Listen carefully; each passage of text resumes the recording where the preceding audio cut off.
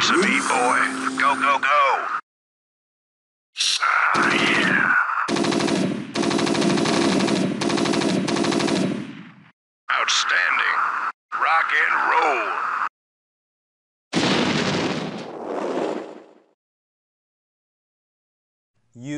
Artosis, the weekly news. Let's do this. Highlander tournament coming up, run by In Control. $500 only to first place, invite tournament only.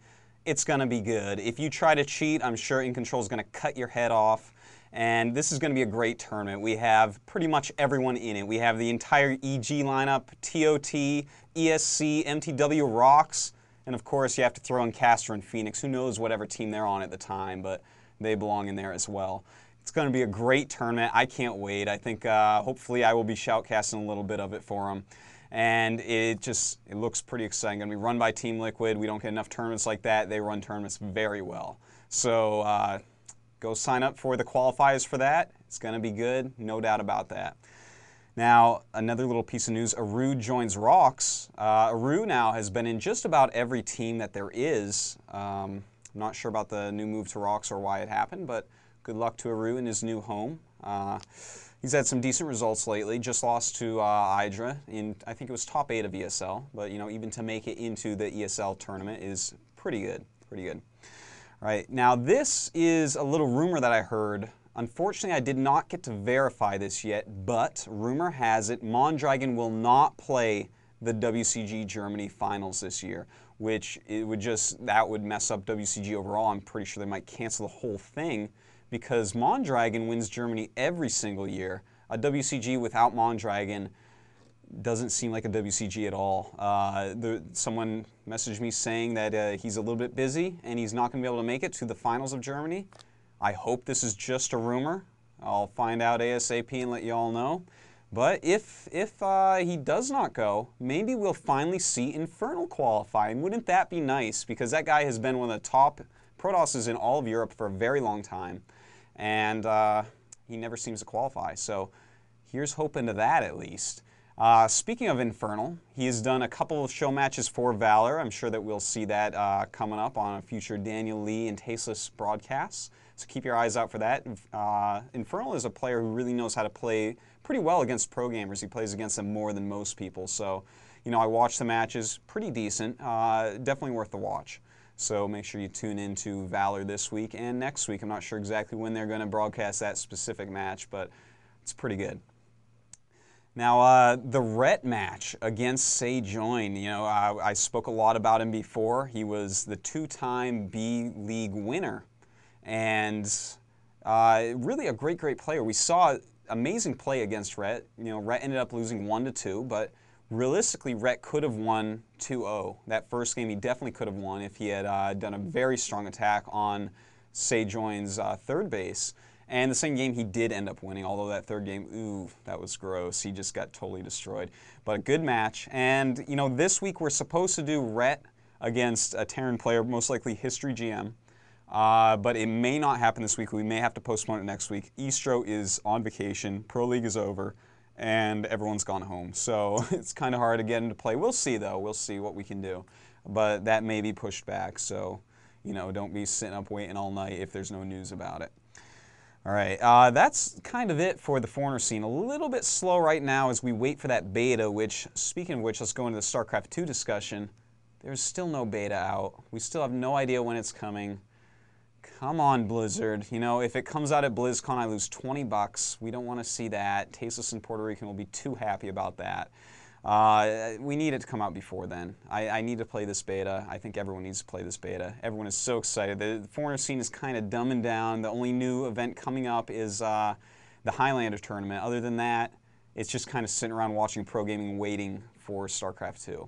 So Blizzard, please, if you're watching this, please send me my beta key and let's start this thing. I'm ready. Thank you. All right, on to the Korean news, and that is where things are starting to heat up this week. We have the OSL making it quite far. We're into the round of 8, and listen to these brackets, what we have right now. In the top bracket, we have Fake Yellow versus GoGo and Type B against Leta. Now, that is 4 OGN players. That is 4 Height Sparkies players. What is going on? How did Height Sparkies get 4 people in the top 8 of OSL? That's insane. I don't even know what to say about that. How do they even all practice for that? It's all Terrans and Zergs. It's their best 2 Terrans against their best 2 Zergs. How are they even going to practice for this? I don't know. This is going to be a weird top 8 of OSL. I think that out of that side, we're going to see Fake Yellow rise to the top. I think he's by far the best player there. People will say Leda. Leda is a great player, a super strong player, but I think Fake Yellow has more potential overall than Leda does. Leda's kind of like boxer-ish, whereas Fake Yellow is like savior-ish. So if that makes any sense to you, I think Fake Yellow is going to take that side of the bracket. Now, on the other side, we have some pretty interesting matchups.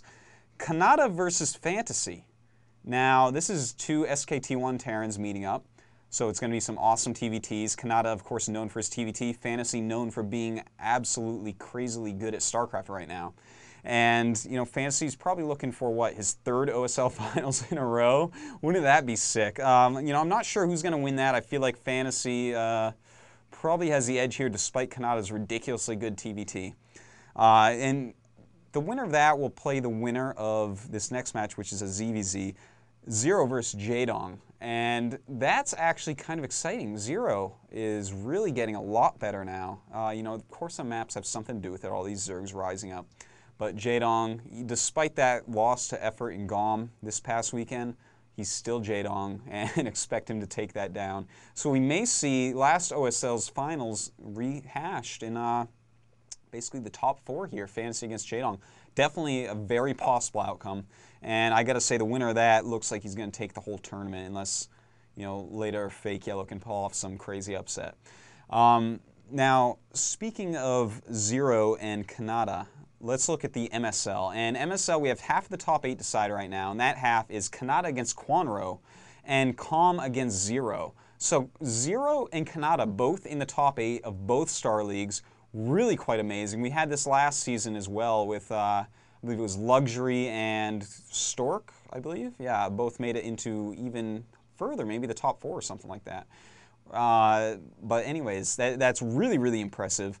The rest of the matches are going to happen tonight, actually, so probably you'll be watching this after they happened.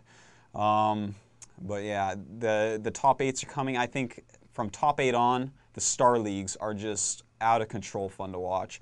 It's just, you're going to see the best builds you have ever seen in your entire life, the smartest metagaming, the most intelligent cheeses, the greatest play, the greatest preparedness from pro gamers that you're ever going to see.